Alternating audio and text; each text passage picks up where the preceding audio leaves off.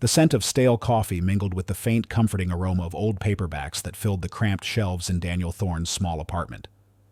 Dawn was still a muted promise on the horizon, but Daniel, a man in his late 30s whose life was a quiet struggle, was already awake. His days were a relentless cycle of working as a skilled but underpaid mechanic, caring for his precocious 8-year-old daughter Lily, and meticulously maintaining his aging yet beloved 1998 Ford F-150. The devastating loss of his wife Sarah, a brilliant mechanic herself whose quiet genius had once filled their lives with laughter and the satisfying hum of well-tuned engines, years prior had left a void that time could soften but never truly fill. His morning ritual was a study in efficient economy. He moved with a quiet, practiced grace, his movements precise, honed by years of making every action count. A modest breakfast of oatmeal and black coffee was prepared with an almost reverent care. He meticulously packed Lily's lunch, a small, vibrant splash of color in a simple bento box, each item chosen not just for nutrition, but for the quiet joy it might bring to her day. Lily, with her bright, inquisitive eyes and boundless energy, was the sun around which his carefully constructed world revolved. He lived for her, budgeted for her, breathed for her. The constant hum of financial worry was a low, persistent thrum beneath the surface, a counterpoint to the profound peace he found in her presence. He knew the precise cost of every item on the grocery list, every gallon of gas for his sputtering old sedan, every school supply. It was a life of quiet sacrifice, carefully measured and meticulously maintained, often skipping his own meals to ensure Lily had enough. Their apartment, though small, was clean and minimalist, filled with Lily's colorful drawings taped to the walls, a single framed photo of his late wife smiling from a worn bookshelf, and a stack of his own well-thumbed car manuals. His 1998 Ford F-150 sat in the dimly lit parking lot, a testament to its age and Daniel's unwavering loyalty. Its original red paint was peeling in patches, revealing faint rust spots on the wheel wells, and the chrome bumper, once gleaming, was dulled and scarred. The interior, though clean, featured worn fabric seats and a dashboard cracked by years of sun. Yet for all its outward imperfections, the truck possessed a subtle, reassuring hum, the perfectly tuned thrum of an engine that belied its age, a testament to Daniel's meticulous skill, and perhaps, too, to Sarah's prior touch, for she had poured countless hours into its maintenance alongside him. This truck was more than just transportation. It was a relic of his past, a symbol of his resilience in the face of loss, and a testament to his core values: practicality, hard work, and loyalty that extended even to inanimate objects. He performed his daily pre-drive check with a familiar ease, running his hand over the worn steering wheel, a ghost of Sarah's touch still lingering there. At the small, struggling independent garage where he worked, Daniel was a quiet presence often overlooked, but undeniably invaluable. He was a mechanic whose hands possessed an almost mystical connection to machines. While colleagues might bury themselves in diagnostic computers, Daniel would often approach a problematic vehicle by simply listening, feeling the subtle vibrations of the engine, allowing its unique voice to speak to him. One particularly stubborn issue had baffled the garage's most seasoned mechanics for days: a complex intermittent misfire in a classic muscle car that defied every computer reading. Daniel approached it not with a tablet but with a deep, contemplative frown. He placed his ear to the engine block, his fingers gently tracing coolant lines, feeling for subtle changes in temperature. He closed his eyes, his mind mapping the intricate dance of cylinders and valves. Then, with an almost casual confidence, he pointed to a seemingly innocuous, rarely inspected fuel injector buried deep within the engine block, suggesting a hairline crack that was only evident under specific thermal loads. His diagnosis was confirmed. The part replaced the engine roared to life with a perfect, harmonious purr. It was a flash of extraordinary talent, an intuitive understanding of internal combustion that far surpassed his humble role, a glimpse of genius that hinted at a much greater potential. In a worn notebook tucked away in his toolbox, he would sometimes sketch intricate, innovative engine designs during his lunch breaks. Concepts that were years ahead of their time, but which he never pursued, held back by a chronic lack of resources and a quiet, deep-seated lack of confidence in his ability to push beyond his current station. One rare Saturday, Daniel managed to secure a few hours off from the garage, a precious gift he dedicated entirely to Lily. They found themselves at a local park, Lily's laughter echoing through the trees as she chased pigeons. Suddenly, a child nearby, no older than 5, let out a heartbroken wail. Her intricately designed remote-controlled toy car, a miniature marvel of gears and circuits, had sputtered to a halt, its wheels jammed. The child's father, exasperated, muttered about cheap toys and was ready to throw the broken model into a nearby trash can. Daniel, observing the scene from his bench, saw the pure, unadulterated distress in the child's eyes, a familiar pain that resonated deep within him. Without being asked, without a thought for his own limited time or energy, he calmly approached. "Mind if I take a look?" he asked, his voice gentle. The father, surprised, shrugged. Daniel took the toy, his large hands surprisingly deft. He didn't dismantle it immediately. Instead, he tilted it, listening to the faint click-click-click of the jammed gears. From his pocket, he produced a small specialized multi-tool, a mini version of the precision instruments he used daily.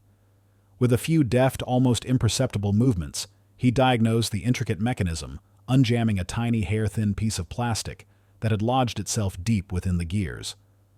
The child's face moments ago, a mask of despair, lit up with an incandescent joy as the car whirred back to life. The father was utterly amazed, offering effusive thanks and even fumbling for his wallet. Daniel simply smiled, a genuine, humble smile, and gently waved away the offer of payment. "Just glad to help," he murmured, shrugging off the praise with a quiet modesty. He returned to Lily, who was now beaming at him, her eyes shining with pride. This small, selfless act of profound kindness, and his extraordinary yet understated talent, immediately established his inherent goodness and secured reader empathy. He was a hero in the quietest, most human sense, utterly unaware that the worn F-150 he drove and the unassuming life he led were about to collide with a world of polished chrome, cutting-edge technology and unexpected challenges that would force him to unveil the full extent of his quiet genius. The peace of Daniel's meticulously managed world shattered with the harsh reality of urban vulnerability. One crisp autumn morning, a hollow space appeared beside their apartment building. Lily's beloved bicycle, a bright blue blur of joy and freedom, was gone, stolen. It wasn't just a toy. It was her primary mode of transportation to school, her ticket to joining friends for neighborhood adventures, and a cherished gift Daniel had spent weeks saving for. The theft was a devastating blow, emotionally crushing Lily and leaving Daniel with a familiar, sickening lurch in his stomach, the cold dread of financial impossibility. He couldn't afford a new one. He scoured pawn shops, dusty online listings, and community forums, but everything was either exorbitantly priced or too damaged to be worth the meager sum he could spare. The incident was a stark, painful reminder of his precarious financial situation, a stark testament to the limits of his current income. Lily's bright eyes, usually so full of laughter, now held a shadow of disappointment he couldn't bear. The small personal crisis pushed him to an unavoidable truth: he needed a better-paying job. His current income, a threadbare tapestry of hourly wages and meager tips, was simply insufficient to provide even basic security, let alone a glimmer of comfort for Lily.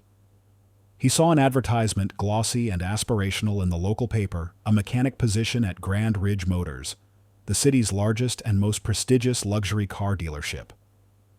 The ad boasted of cutting-edge facilities, unparalleled access to advanced diagnostics, and most importantly, high salaries. It was a job that felt miles beyond his current reach, a world away from the grease-stained floors of his humble, independent garage. He was accustomed to the honest grit of working on older models where problems were physical, tangible, and solvable, with intuition and skilled hands, not sleek computer interfaces. The thought of applying, of even stepping foot into such an opulent establishment, was daunting. But Lily's quiet sadness, the memory of her stolen bicycle, became a desperate, undeniable push. He had to try.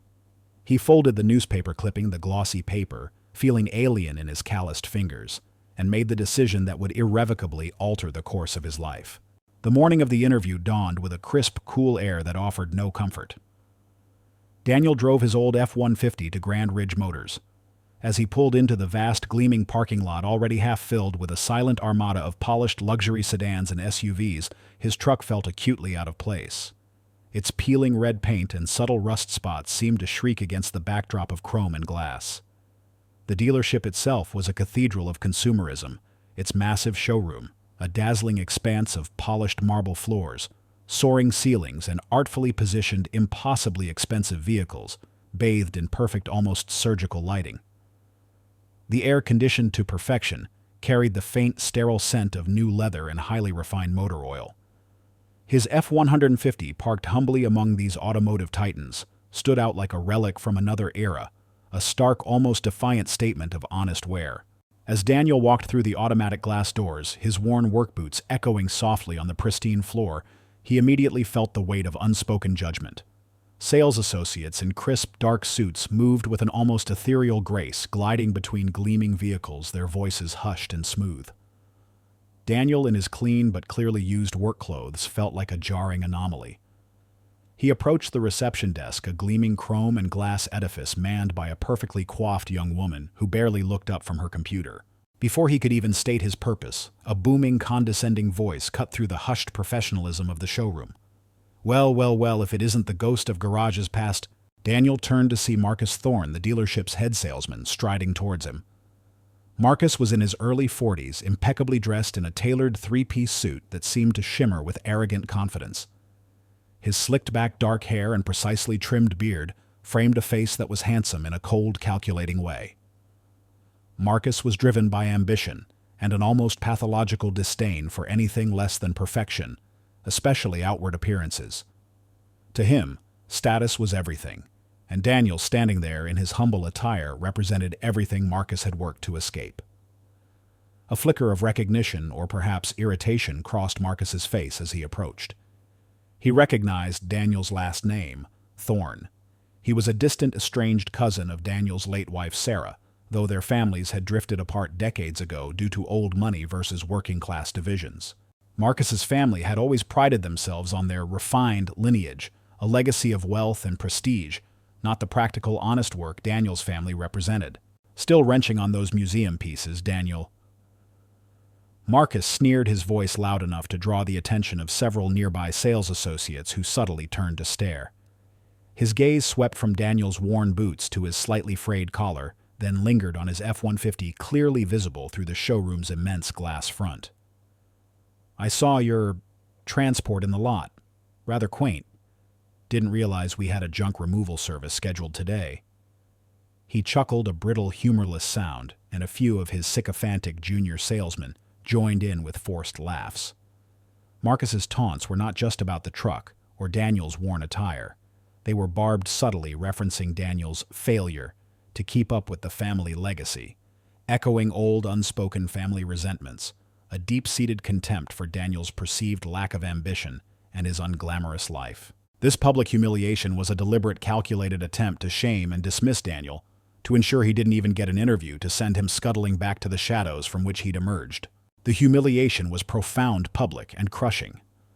Daniel felt the hot flush rise on his neck, his hands clenching at his sides. He saw the subtle smirks on the faces of the sales associates, the veiled pity in the eyes of a passing cleaner. The sting of Marcus's words was sharp-cutting, not just for himself, but for Lily, whose bright future he was fighting for, whose innocent belief in him he desperately wanted to protect. He felt a familiar urge to retreat, to turn on his heel, escape the gleaming, hostile environment, and retreat back to his safe, anonymous life, where his worth wasn't judged by the shine of his shoes or the year of his truck. He took a hesitant step back, the words of dismissal forming on his lips. But then a flicker of defiance ignited within him. He saw Lily's face in his mind's eye, her bright, hopeful smile. He remembered the empty space where her bicycle had been. He couldn't give up. He wouldn't. Lily needed him to fight. He clenched his jaw, squaring his shoulders, his gaze meeting Marcus's arrogant stare with a quiet, unwavering resolve. He might not have a luxury car or a designer suit, but he had dignity, and he had a daughter who depended on him. He took a steadying breath and, ignoring Marcus's continued sneering, walked directly towards the reception desk. His head held high, determined to at least get his application in to make his presence known. Unbeknownst to both Daniel and Marcus, the entire interaction, every sneer, every flinch, every moment of Daniel's quiet defiance, was observed from a discreet, elevated office overlooking the showroom. From behind a pane of one-way glass, Eleanor Vance, the dealership's formidable owner, watched. In her early 50s, Eleanor was a shrewd businesswoman, Known for her razor-sharp intuition and her ruthless efficiency, her empire built on an uncompromising vision and an eye for hidden talent. She had a complex past, a history of fighting her way to the top in a male-dominated industry, and a deep-seated aversion to arrogance and superficiality. She had been reviewing sales reports when Marcus's unusually loud voice had caught her attention. Initially, she was merely intrigued by Marcus's aggressive behavior, a trait she usually tolerated as long as it translated to sales. But as she watched Daniel, this unassuming man, endure the public mockery with such quiet resilience, such dignity in the face of blatant disrespect, something stirred within her. She saw not weakness, but strength. She recognized a quiet defiance and unshakable core that Marcus, for all his bluster, entirely lacked. This moment, witnessed only by Eleanor, the true power behind Grand Ridge Motors, marked a crucial point of no return for Daniel. He was no longer just an anonymous applicant. He was a man who had faced public humiliation with grace, unknowingly stepping into a world far beyond his comfort zone, and in doing so had caught the discerning eye of the woman who held his future in her hands. The wheels of fate, set in motion by a stolen bicycle and an old truck, had just begun to turn. Despite Marcus Thorne's confident report that Daniel Thorne had spectacularly failed, Eleanor Vance was not a woman to rely solely on second-hand accounts, especially from someone she already suspected of being too eager to dismiss potential talent. She had seen something in Daniel's quiet defiance, a spark of integrity and resilience that Marcus, for all his bluster, entirely lacked. Without a word to Marcus, she discreetly ensured Daniel received a mechanic's skills test, overriding the usual protocols with a subtle directive to Mr. Henderson, the head of service. The test was notoriously difficult, designed not just to assess technical proficiency, but to gauge a mechanic's true intuition. It involved a high-end, brand-new luxury vehicle, a limited-edition Apex Predator GT, Grand Ridge Motors crown jewel, with a mysterious intermittent engine issue that had baffled the dealership's top mechanics for weeks. The car would run flawlessly for a period, then suddenly, without warning, develop a barely perceptible hesitation at high RPMs, a phantom stutter that vanished before any diagnostic computer could register it. The problem was costing the dealership significant money in warranty claims and customer frustration, and it threatened the reputation of their most prestigious model. Daniel approached the problem with a quiet focus, his worn hands moving with an almost reverent gentleness over the gleaming engine block. He didn't immediately reach for the sophisticated diagnostic computers that lined the bay tools that shimmered with technological promise, but often obscured the truth. Instead, he did what he always did: he listened. He leaned in his ear, pressed close to the purring engine, distinguishing the rhythmic hum of its healthy components from the almost imperceptible discord that hinted at a deeper issue. He closed his eyes, his mind mapping the intricate dance of cylinders and valves, recalling a similar obscure issue his late wife Sarah had once diagnosed on a different, much older car, a forgotten quirk of early engine design that few modern mechanics would even consider. He felt for subtle vibrations, for minute temperature fluctuations along the cooling lines. He placed his fingertips on various components, feeling the almost imperceptible tremor that spoke of an imbalance. He then performed a series of unconventional yet precise manual checks that bypassed the standard diagnostic protocols. He used a specialized stethoscope not to listen to the heart of an animal, but to the very pulse of the engine, isolating faint, irregular clicks and whispers that would be lost in the usual cacophony of a busy garage. He noticed a minuscule, almost invisible residue of oil on a specific sensor, a sign of an incredibly small intermittent leak that only occurred under very specific pressure points. His eyes, trained by years of finding imperfections in metal, caught a hairline fracture in an obscure, non-critical, but precisely positioned internal component, a tiny stress crack in the manifold pressure sensor's housing caused by a manufacturing defect. This flaw manifested only under specific rare operating conditions, when the engine reached a precise thermal threshold and a particular vibration frequency aligned, causing the sensor to momentarily misread data. No standard computer diagnostic could detect it. The system would only register a fleeting anomaly too quick to log a fault code. His diagnosis was not only correct, but shockingly precise, pinpointing a flaw that had eluded a team of highly paid factory-trained technicians armed with millions of dollars in equipment. This extraordinary display of mechanical genius, this almost supernatural connection to the machine, was witnessed by only two individuals who truly understood its significance. One was Mr. Henderson, the dealership's head of service, a gruff but fair-minded veteran in his late 50s with calloused hands and a perpetually skeptical expression. Henderson had seen every kind of mechanic come and go, from arrogant hotshots to meticulous plodders, but never had he witnessed such an intuitive, almost mystical approach. He stood silently in the bay, arms crossed, his initial skepticism slowly replaced by a profound, dawning respect. His eyes, normally narrowed in perpetual assessment, widened almost imperceptibly as Daniel, with a quiet hum, pointed to the exact location of the hairline fracture. "There," Daniel murmured, his voice soft as if confiding in the engine itself. Henderson knelt, examined the spot, and let out a low whistle of utter astonishment. "Damn," he muttered, shaking his head. "Been over this thing a dozen times. Never would have found that." The other witness was Marcus Thorne, who had sneaked into the service bay, lurking behind a stack of tires, his face twisted in a smug smirk. He fully expected to witness Daniel's spectacular failure, eager to gloat and report back to Eleanor. But as he watched Daniel effortlessly diagnose the Apex Predator GT's problem, his smirk slowly dissolved, replaced by a consuming, venomous envy. He recognized Daniel's innate talent, a raw, undeniable skill that threatened his own carefully constructed image of superiority and his ambition to control the dealership's future. Marcus also knew that the specific component Daniel fixed was part of a limited edition, highly profitable upgrade package for the Apex Predator GT, a key selling point for the dealership. A widespread flaw in such a component could jeopardize future sales, trigger costly recalls, and more importantly, expose Marcus's own superficial understanding of the luxury vehicles he sold. He had always relied on appearances, on manipulating clients, not on genuine technical expertise, and Daniel's pure, undeniable skill was a direct threat to his carefully cultivated facade. Marcus was consumed by a blinding rage. He couldn't allow Daniel to succeed, not here, not at his dealership. He also knew that the internal diagnostic logs, if accessed properly, would show that the vehicle had been repaired multiple times by other mechanics. But the core issue persisted, highlighting their incompetence. If Daniel's repair was logged correctly, it would make Marcus and his chosen team look bad. Marcus immediately moved to discredit Daniel.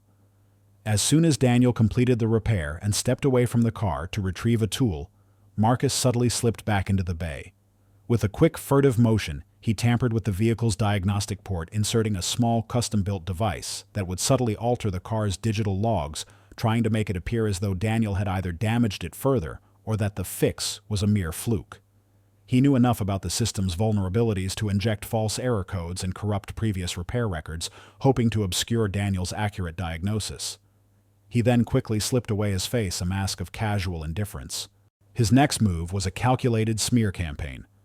He spread insidious rumors among the sales staff, whispering loudly in the break room about Daniel being an arrogant fraud, a back-alley mechanic trying to pass himself off as an expert. He spun tales of Daniel's past, subtly implying his current humble status was due to incompetence, not choice or grief. He secretly conspired with other, less scrupulous members of the sales team, promising them bonuses if they helped him undermine Daniel's reputation and subtly steer clients away from cars Daniel had worked on. "He's just an old-school brute, not fit for high-tech luxury," he would scoff, knowing his words would ripple through the tightly knit dealership. Marcus then made a cryptic, urgent call on his burner phone to an unseen figure, his voice low and his tone laced with a chilling mixture of fear and determination. "He's here. Daniel. He's good. Too good," he hissed. This could jeopardize everything. He hinted at a deeper, long-standing animosity towards Daniel and his late wife's family, implying that Daniel's presence at the dealership was an unwanted intrusion, potentially threatening Marcus's own hidden dealings within the company, a network of illicit gray-market auto parts sales and inflated service contracts that funneled profits directly into his offshore accounts. Daniel, with his honest, direct approach and his uncanny ability to spot genuine flaws, represented an immediate and existential threat to Marcus's carefully constructed empire of corruption. Finally, Marcus confidently marched into Eleanor Vance's office, a triumphant smirk plastered on his face. He presented a fabricated report, complete with doctored timestamps and manipulated error codes, asserting that Daniel had not only failed the skills test spectacularly, but had introduced new critical errors into the Apex Predator GT, making it worse than before. "He's a hack, Eleanor," Marcus declared, radiating false indignation. "A danger to our reputation. You should dismiss him immediately, permanently." He fully expected her to agree to dismiss Daniel without a second thought, convinced he had masterfully secured his cousin's swift removal. He was utterly blind to the subtle, almost imperceptible shift in Eleanor Vance's gaze, as she listened, a flicker of suspicion in her sharp eyes, a growing certainty that Marcus, for all his polished veneer, was hiding something far more significant than petty jealousy. The stage was set for a confrontation that would expose not only Daniel's true genius, but Marcus's deep-seated treachery. The grand showroom of Grand Ridge Motors, usually a gleaming stage for luxury and aspiration, shimmered under the intense, almost theatrical lighting. Today, however, it was transforming into the ultimate arena for Daniel Thorne's professional and personal validation. Word had spread, fueled by Marcus Thorne's insidious whispers, that Eleanor Vance herself was about to conduct a public demonstration of the Apex Predator GT, the very vehicle Daniel had claimed to fix. Marcus, radiating a smug, almost palpable confidence, had orchestrated this spectacle. He planned to expose Daniel's alleged incompetence in front of Eleanor Vance, a cluster of prospective high-profile clients gathered for a special viewing, and the entire dealership staff all buzzing with anticipation. The vehicle itself, a sleek black beast of engineering, sat center stage, its polished chrome catching the light like a predator's eye. It was more than just a car. It was a symbol of Grand Ridge Motors' prestige, and now a gleaming, expensive trap for Daniel. The stakes were immense. Daniel's nascent reputation, his only chance at a better life for Lily, and the future of his newfound professional dignity, all hung in the balance. Marcus's snide remarks and exaggerated gestures drew the attention of everyone present, turning Daniel into a spectacle of public humiliation even before the demonstration began. He gestured towards the gleaming car with a flourish, his voice echoing slightly in the cavernous space. "And now, ladies and gentlemen," he announced, his tone dripping with false sincerity, "we will conduct a rigorous stress test on our Apex Predator GT, a vehicle that has recently undergone extensive maintenance." His eyes flickered to Daniel, a thinly veiled sneer on his face, implying that the extensive maintenance was a polite euphemism for Daniel's botched job. Despite Mr. Henderson's quiet support, the head of service, who, having witnessed Daniel's initial diagnosis, believed in him implicitly, but was bound by the dealership's corporate hierarchy and Marcus's pervasive influence, Daniel found himself profoundly isolated in this moment. The skeptical gazes of the sales staff, many of whom had already bought into Marcus's narrative, felt like physical weights pressing down on him. The veiled sneers of Marcus's cronies, gathered in a tight, unholy cluster, were like daggers to his back. And the critical, unblinking assessment from Eleanor Vance, who stood at the edge of the crowd, her face an inscrutable mask, bore down on him with immense pressure. He was surrounded by people who either doubted him, were indifferent to his plight, or actively wished for his spectacular failure. The familiar, comforting scent of oil and old leather from his F-150, parked humbly outside and visible through the showroom glass, felt miles away, a distant echo of his simple, safe life. That truck, once a symbol of his humble existence, now seemed like a taunt, a reminder of the world he was trying to leave behind, yet simultaneously a bedrock of his identity. He carried the weight of Lily's future on his shoulders, the memory of his late wife Sarah's unfulfilled dreams, serving as both an inspiration and a painful burden. He was fighting not just for himself, but for every underdog who had ever been dismissed, every quiet talent overlooked by the glitter of superficiality. The pressure was immense, threatening to crush him under its weight, to send him spiraling back into the self-doubt that had plagued him since Sarah's death. He battled not just Marcus's calculated machinations, but his own deep-seated insecurities, the echoes of past failures, and the gnawing fear of letting Lily down. He felt the phantom pain of a glitch. He carried a tendency to second-guess, to hesitate, a ghost from a past where a single miscalculation had cost him more than just professional pride. He had to be perfect, flawless, or everything would crumble.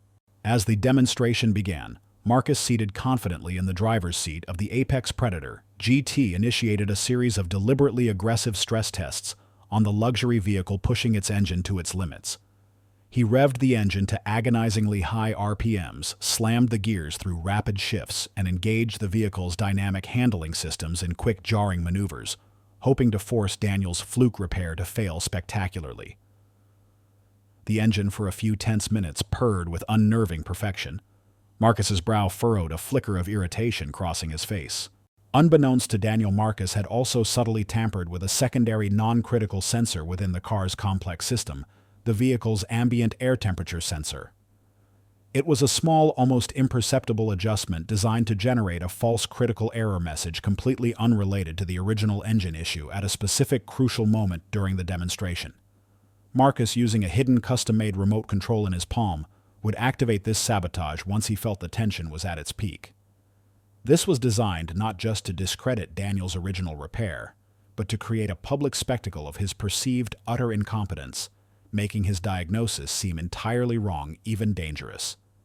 He planned for the false error to trigger just as he declared the car problem-free, only for it to then fail, making Daniel appear responsible. The insidious precision of the sabotage was chilling. The ticking clock, though unseen, was palpable. Marcus's aggressive driving, the escalating RPMs, the sudden shifts, all part of his calculated plan. Daniel, watching from the edge of the service bay, his eyes fixed on the engine, felt the subtle tremors, listened for the faintest anomalies. He was working under Marcus's sneering gaze every second, a battle against Marcus's malicious intent and the subtle treachery hidden within the machine. He had to react not just to the engine's performance, but to the unseen calculated sabotage that was moments away. The future he so desperately wanted for Lily, the redemption he craved, hung by a single fraying thread, a silent countdown to either triumph or utter ruin. The showroom, gleaming and perfect, felt like a pressure cooker, the air thick with anticipation, ready to explode with either vindication or public disgrace. The showroom was packed, a silent, expectant crowd gathered around the gleaming Apex Predator GT. The air, thick with the subtle scent of new car and suppressed anticipation, seemed to vibrate with an almost unbearable tension.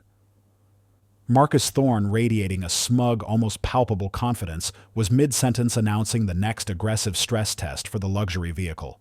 His voice, amplified by the showroom's acoustics, boomed with an almost theatrical bravado. And now for the final, most demanding test of this magnificent machine's performance. He declared, his eyes flashing towards Daniel, a challenge in their depths.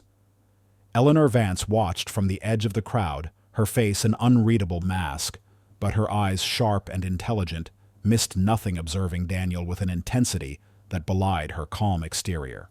Daniel, hunched under the vehicle, his worn hands navigating the complex undercarriage, was pushing his intuition to its absolute limit.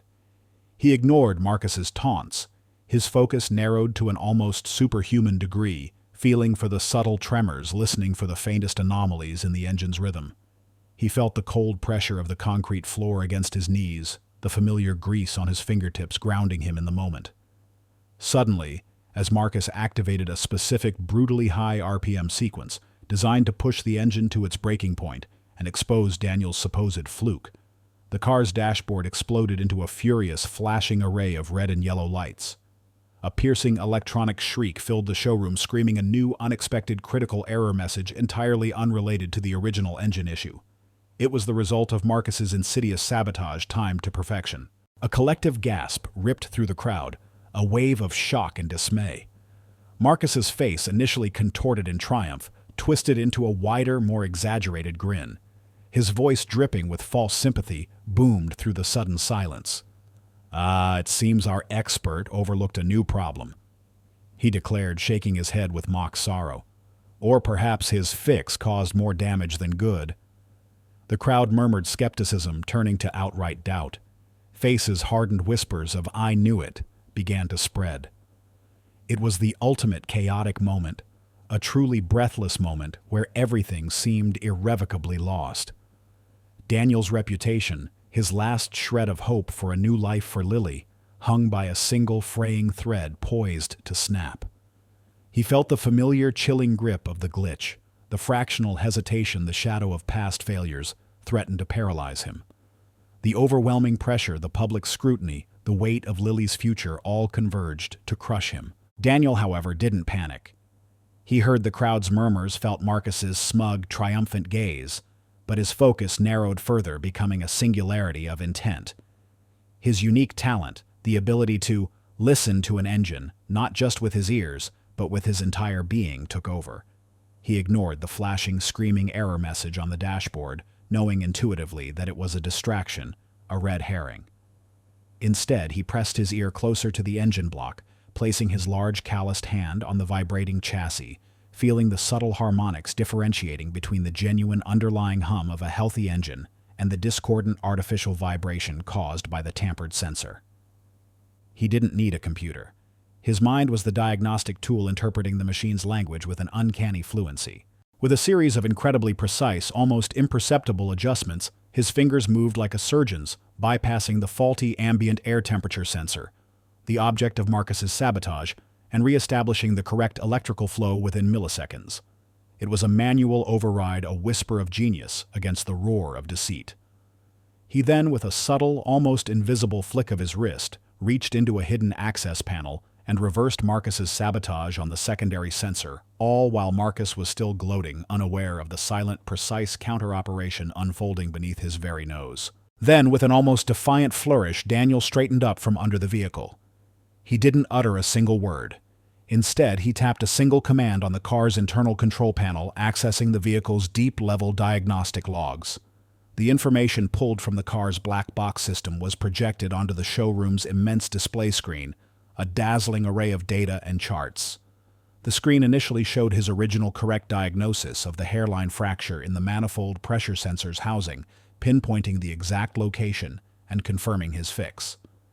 Then, with a dramatic, almost theatrical highlight, it revealed the recent deliberate tampering of the secondary ambient air temperature sensor, a digital fingerprint of Marcus's treachery, complete with timestamps corresponding exactly to Marcus's movements earlier that day. Daniel didn't need to say a word. The data, irrefutable and time-stamped, screamed Marcus's guilt for all to see. A stunned, absolute silence fell over the showroom, thick and heavy. It was quickly replaced by a wave of collective gasps, then murmurs of disbelief, then a growing roar of spontaneous, thunderous applause that swept through the crowd like wildfire. Marcus Thorne's face initially contorted in a sneering triumph, drained of all color, his smug grin melting into a mask of pure, unadulterated horror. He stumbled back, physically reeling, utterly exposed, his lies laid bare, his intricate web of deceit unraveled in a single devastating moment. He looked like a cornered animal, his eyes darting frantically, searching for an escape that didn't exist. Mr. Henderson, the head of service, who had been holding his breath, let out a whoop of pure awe, his gruff exterior cracking with profound respect. "By God, Daniel," he muttered, shaking his head in disbelief, a wide grin spreading across his face. Eleanor Vance, who had been observing the entire drama with a razor-sharp analytical gaze, allowed a faint knowing smile to touch her lips, a glint of genuine admiration in her eyes. Her expression, initially stoic, now gleamed with a mixture of profound admiration and a new steely resolve. The crowd, from high-profile clients to the lowest-ranking dealership staff, erupted in cheers, their faces transformed from doubt to astonishment, then to absolute awe and recognition. They clapped, they whistled, some even stamped their feet, their collective voice rising in a deafening crescendo of vindication. Daniel, wiping a bead of sweat and a smear of grease from his brow with the back of his hand, simply offered a quiet, humble smile, his blue eyes finally free of the burden of the past, now shining with a newfound quiet confidence. His quiet victory, once confined to the solitude of his garage, was now a public, resounding vindication witnessed and affirmed by society, broadcast live through the dealership's internal cameras and quickly picked up by a local news crew that had been filming a promotional segment. The story of the single dad and his old truck, mocked and dismissed, was about to go viral, his quiet genius finally revealed to the world. Marcus Thorne, his face a grotesque mask of shock and fury, attempted to flee the showroom, stumbling past the awestruck crowd, his tailor-made suit suddenly seeming ill-fitting and stained with the metaphorical grime of his exposed deceit. But before he could reach the automatic doors, a pair of discreet, impeccably dressed security personnel, Eleanor Vance's personal guard, moved with fluid precision, intercepting him. He struggled, sputtering protests and denials, but their grip was firm, unyielding. Eleanor, a woman who valued integrity and loyalty above all else, especially within the family business she had painstakingly built, wasted no time. The evidence of Marcus's sabotage, the manipulated diagnostic logs, his own recorded admissions of guilt, inadvertently captured by the showroom's security cameras during his public demonstration, and the damning testimony of several staff members who had privately witnessed his campaign of slander against Daniel was irrefutable. But Eleanor, with her shrewd mind and extensive network, had dug deeper. She revealed his long-standing treachery, his systematic embezzlement of funds through inflated parts orders for the luxury models, and his secret dealings with rival dealerships, funneling away high-value clients and proprietary sales data. Marcus's motivation was not just petty envy over Daniel's talent. It was a calculated, insidious plot to weaken Grand Ridge Motors from within, to bleed it dry, paving the way for his own hostile takeover, or a lucrative sale of his shares to a competitor. He was immediately publicly fired, his termination announced over the dealership's internal communication system, his name stripped from every directory. The police, alerted by Eleanor, swiftly moved to arrest him on criminal charges for fraud, sabotage, and corporate espionage. His carefully constructed life of deceit crumbled, leaving him financially ruined, professionally disgraced, and utterly alone. His vast network of shallow associates evaporated, leaving him without a single ally. His fate was a just and comprehensive downfall, his insidious greed and envy finally costing him everything he had so desperately sought to maintain. The gleaming showroom, once the stage for his arrogance, became the witness to his total ruin. Eleanor Vance, deeply impressed by Daniel's unparalleled talent, his unwavering integrity, and his quiet resilience, didn't just offer him a job. She offered him a partnership that would redefine Grand Ridge Motors and transform Daniel's life in ways he could never have imagined. Witnessing his genius firsthand stripped bare of all pretension had profoundly shaken her. She saw in him not just a brilliant mechanic, but a man of immense character, a rare commodity in her world of high-stakes corporate maneuvering. She proposed a bold new cutting-edge division within the dealership, a venture that would operate with a level of autonomy previously unheard of, Thorn Automotive Innovations. This new entity would be dedicated entirely to bespoke vehicle customization for discerning clients, advanced diagnostics that push the boundaries of current technology, and most revolutionary of all, the research and development of innovative, environmentally friendly engine technologies. Precisely the kind of groundbreaking work Daniel had sketched in his worn notebook during his lunch breaks. Dreams he never dared to believe could materialize. This wasn't just a job, it was a platform for Daniel's suppressed brilliance, a chance to fully explore his most ambitious ideas, to bring his revolutionary concepts to life without the financial constraints or bureaucratic red tape that had once stifled him. It came with state-of-the-art research and development facilities equipped with the latest diagnostic tools, prototyping machines, and a dedicated team of brilliant young engineers eager to work under a true visionary. Eleanor granted him complete authority to implement his revolutionary vision, trusting his judgment implicitly. This new role provided him with not just immense financial stability, allowing him to easily afford Lily a new top-of-the-line bicycle and ensure her future security, but also profound intellectual fulfillment, a respected place in the world, and the unparalleled opportunity to truly impact the automotive industry on a global scale. Eleanor, initially a shrewd businesswoman driven by profit and market share, revealed a deeper, more compassionate side. She was genuinely invested in Daniel's well-being and the future of his newfound family.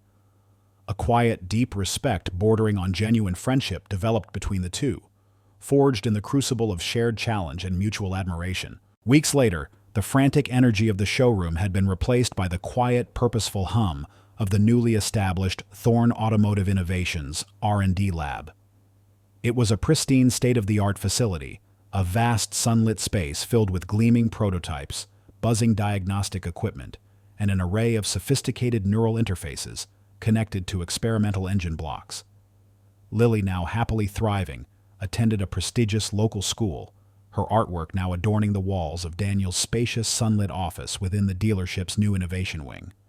Her laughter, free and unrestrained, often echoed through the quiet corridors, a beautiful counterpoint to the hum of machinery. In this new sanctuary of innovation, Daniel and Eleanor shared a quiet moment, a rare pause amidst the whirlwind of new beginnings. They sat by a large glass wall overlooking the bustling R&D floor, sipping coffee. They reflected on the absurdity of their first meeting, the old truck Marcus's arrogant dismissal, Eleanor's initial skepticism, and the quiet resilience that had carried Daniel through. Eleanor admitted her profound misjudgment, her blindness to true talent that existed outside her preconceived notions of wealth status and traditional corporate pathways. "I thought I knew everything about this business, about what true innovation looked like."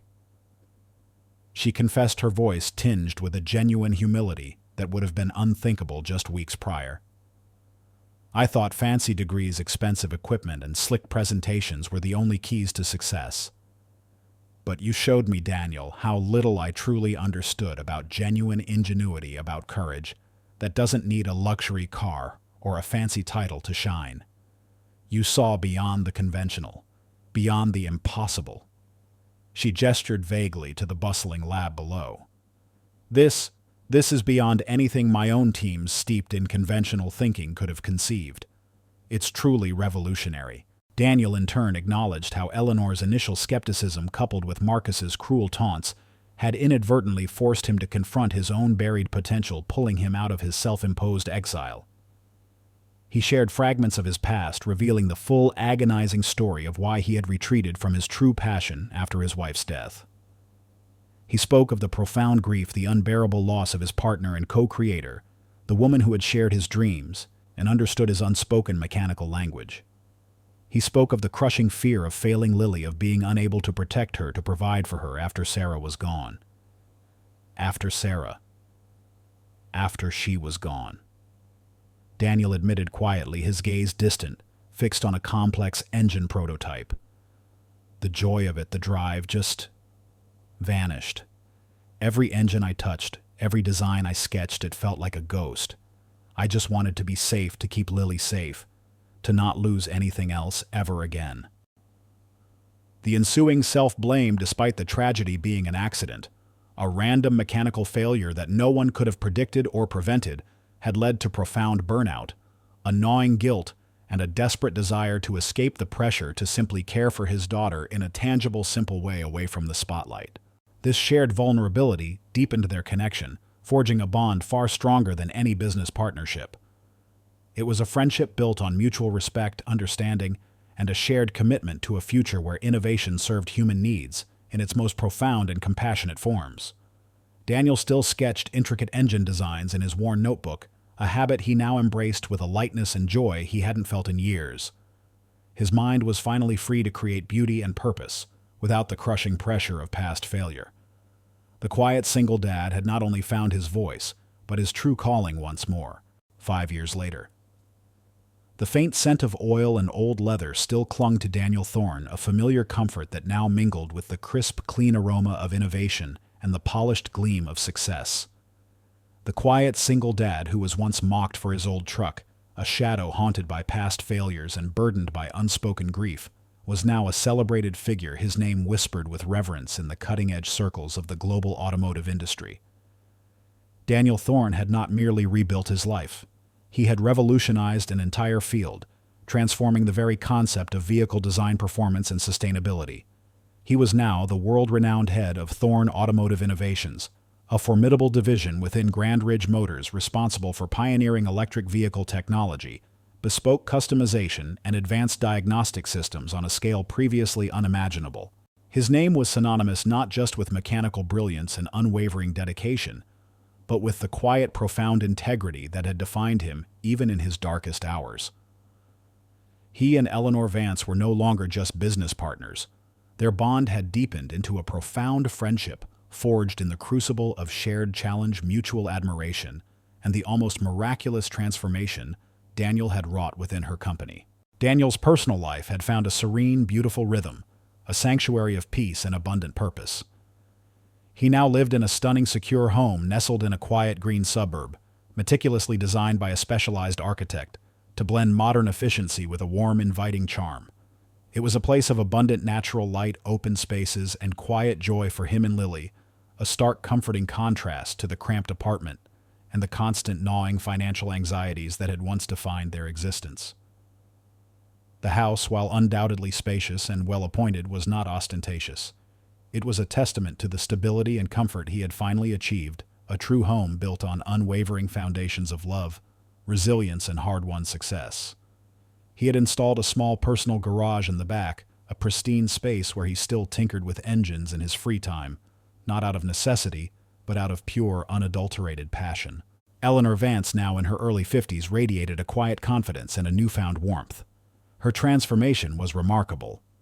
The shrewd businesswoman, once defined by her ruthless efficiency and a subtle, almost imperceptible air of detached superiority, had softened, revealing a compassionate core. Her initial skepticism and the harsh realities of the corporate world had given way to a profound respect and genuine affection for Daniel and his uncompromising principles. She had learned from Daniel that true value lay not just in profit margins, but in integrity, in quiet talent, and in investing in people. She had not only fully embraced Daniel's vision, but had become his staunchest advocate, leveraging her vast influence to champion his projects and defend his innovative, often unconventional approaches against any lingering resistance from the more traditional elements of the automotive industry. Working closely with Daniel, she often joined him at international conferences and industry summits, her compelling story of corporate transformation adding a powerful human element to his groundbreaking work. Her presence was a constant reminder of the lives they touched, the industry they were reshaping together. Lily, now 13, was a brilliant, empathetic young woman blossoming into her own unique potential. She excelled in her studies, particularly in engineering and sustainable design, mirroring her father's sharp analytical mind, but with her own unique artistic flair and an innate curiosity that seemed to know no bounds. Her sketchbooks, once filled with cheerful drawings of fantastical cars and impossible engines, now overflowed with intricate designs for advanced energy systems and elegant functional ergonomic interiors for Daniel's new vehicle concepts. Her youthful optimism and fresh perspective infused a refreshing creativity into Daniel's more seasoned approaches. She often visited her father at the Thorne Automotive Innovations Lab, fascinated by the cutting-edge technology and the tangible impact of his work on the world. Eleanor Vance, having shed the last vestiges of her past arrogance and cold corporate ruthlessness, had become a true patron of human potential, a philanthropist committed to ethical innovation and social responsibility. She ensured Daniel had complete autonomy and limitless resources for his division. Trusting his judgment implicitly, a far cry from the dismissive dealership owner Daniel had first encountered. Their bond had deepened beyond mere business. It was a genuine, quiet friendship born of shared experience and mutual respect. Eleanor had also quietly established a significant education fund for Lily, ensuring her future was secure. A profound, unspoken gesture of gratitude for the profound impact Daniel had made on her company and indeed her own life. Never forgetting his own struggles, the quiet indignity of being dismissed, and the profound grief that had once driven him into self-imposed exile, Daniel had poured his heart and a significant portion of his new resources into giving back. He established a thriving nonprofit foundation largely funded by Eleanor Vance and bolstered by global donations from leading automotive corporations, technology firms, and private individuals called the Phoenix Garage. Its mission was simple yet profound: to provide free or low-cost vehicle repair services for low-income families, and more importantly, to offer comprehensive hands-on vocational training and apprenticeship programs for at-risk youth and individuals transitioning from homelessness or incarceration. He personally oversaw the Phoenix Garage's programs, mentoring young apprentices, guiding them through their training journeys, and sharing not just practical mechanical skills, but more importantly, imparting invaluable lessons in self-reliance, integrity, and the quiet, profound power of finding new purpose through honest work. He helped them translate their innate talents into marketable skills, connecting them with jobs, providing mentorship, and building a community of support. His beloved 1998 Ford F-150, now fully restored and gleaming like new, a project he had undertaken himself, meticulously repairing every rust spot, every dent, reupholstering every worn seat, was proudly displayed in the entrance of the Phoenix Garage, a powerful symbol of resilience, second chances, and the beauty of hard work. It was a tangible reminder of where he had come from and how far he had come. He often spoke at vocational schools, community centers, and industry conferences around the world, sharing his extraordinary story, emphasizing that true value lay not in outward appearances or material wealth, but in inherent skill and unwavering character, and in the transformative power of a second chance. His message resonated deeply, inspiring a new generation of mechanics engineers and social entrepreneurs to join his cause. The story culminates on a warm late-afternoon sunlight streaming through the immense soaring glass facade of Grand Ridge Motors' newly inaugurated Thorne Automotive Innovations Design and Production Center. This state-of-the-art facility, sprawling and meticulously designed, was entirely funded by Eleanor and conceptualized by Daniel himself, embodying his vision of sustainable automotive excellence and human-centered design. It was a cathedral of creativity, bristling with the latest in advanced robotics, 3D printing technologies, virtual reality design suites, and a fully functional zero-emission assembly line, all designed to bring Daniel's revolutionary vehicle concepts to life, from concept to production.